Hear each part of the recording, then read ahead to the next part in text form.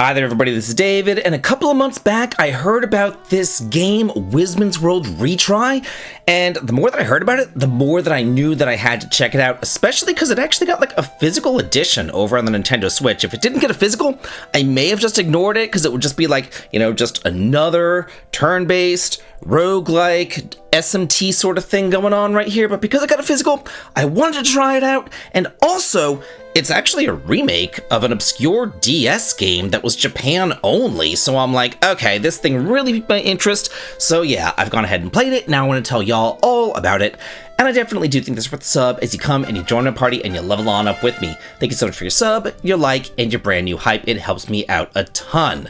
So, before, the only way that you could actually play this thing was if you, imported it, or you emulated it, or you knew Japanese.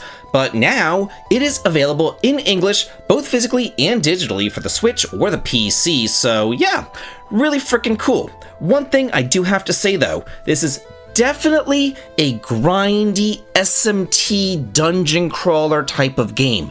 If you think that this is like a traditional RPG with a world map and towns and dungeons and stuff like that, no, this is a one hub town, multiple dungeons, using kind of demon fusion, that sort of thing going on here. That's the kind of game that this is, but it is a really good game and a really cool game. So the story, it's kind of interesting. Basically, there's this city, Wizarest, and everybody there has been completely sealed off from the outside world. They can't get out, they're surrounded by these dungeons, and their memories have also been sealed away. Like 100 or so years ago, they don't remember anything about the outside world at all. All they know is their magical abilities, and they've been trying to get out, but they just can't. They've been stuck there for hundreds and hundreds of years, kind of like trapped. So one day there's this woman, Giselle, and she's a powerful mage, and she's out in the forest, and she's kind of like, looking for a way out, because that's basically what these people do. They go into the dungeons, they try to find a way out. But while she's there, she finds a baby boy outside the city walls, obviously, more than likely, from the outside world. Somehow this baby boy got in, but, they can't get out. So she's like, okay, maybe he's like the secret. Maybe if I raise him and, maybe, we'll figure something out. Maybe he's like the chosen or whatever. So, a couple years go by, you're now a teenager, and you're Klaus, the main character. He's a pretty capable mage, and it opens up whenever Giselle, his adoptive mother, has kind of gone missing in one of the dungeons. She hasn't been seen for an entire month, so of course, he goes down into the dungeons to try and find her. These dungeons, though, they're suffering from something called the collapse, which basically means that their structure is constantly degrading and shifting and changing, so the dungeons themselves are like pushing you out. It's not just the monster infestation, it's the dungeons themselves that do not want you in there at all. So he goes in there and, the dungeons are pushing him out, the monsters are pushing him out, he's trying to get in there, and then he meets 3 homunculi, who I am now going to call fairies because they're really fairies, and I don't know why they call them homunculi, but whatever. Anyway, they were actually created by Giselle, and they tell Klaus that she was attacked by a monster, but she kind of fended it off so that they could escape. But, she may have been eaten by the monster, may have been killed, may have gotten out. We don't really know. We need to find her. And they go ahead and they join Klaus's party to become his main party members throughout the game. Now, here is the deal with the combat and how they differ from Klaus. So at the end of every single battle, your HP will always be restored for all of your main characters. Klaus's MP will always be restored as well. However, the fairies, they use SP. Their SP will not be restored. So it does behoove you to go ahead and go all out with Klaus because, his MP will be restored, but with the fairies, you definitely do want to kind of conserve their SP.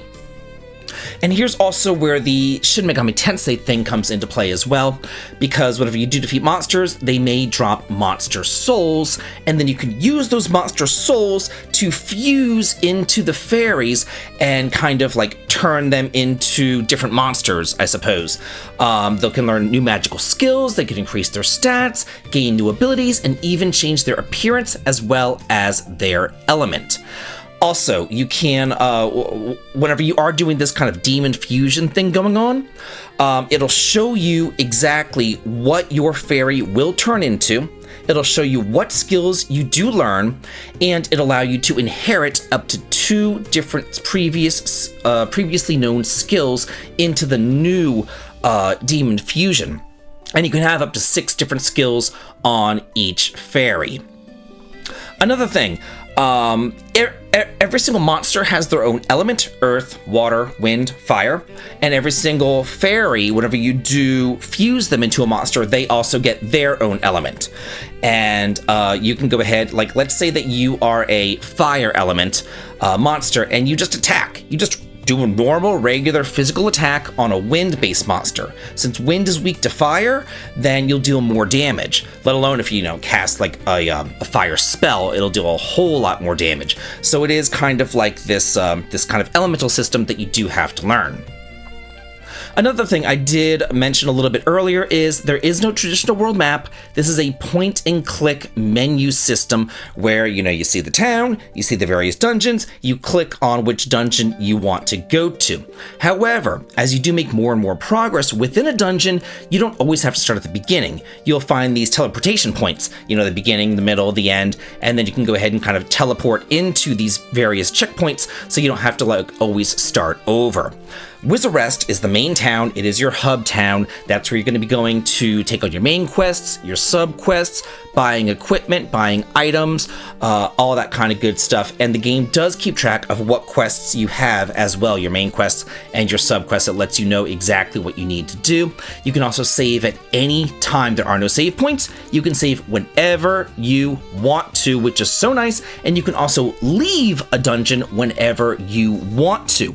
So you can kind of dive in, fight a couple monsters, teleport back out, go to town, rest up, dive back on into wherever checkpoint you're at to make grinding a whole lot more easier. Because believe me, grinding is the name of the game here. It's all about grinding and getting demon fusion and powering up your homunculi to go ahead and fight the bosses of the dungeons.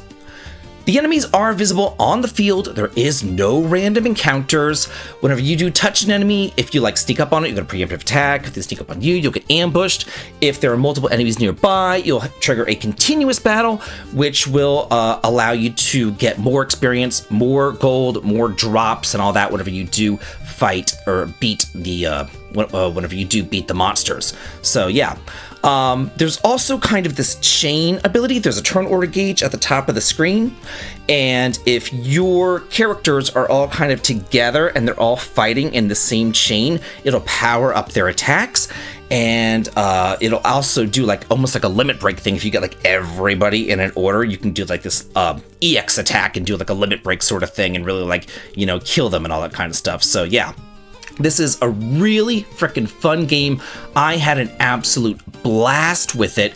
It is not a traditional turn-based, well, I guess it is turn-based, but it's not like a traditional. It is a roguelike, it is a dungeon crawler, it is an SMT clone thing going on here, so don't get it twisted, but it is a whole lot of fun. It's really cute, and the storyline is a whole lot of fun as well, so I do hope that y'all enjoy it. If you've played it, let me know what you feel about it. If you think that you want to buy it, let me know in the comments, and as always, have a good day.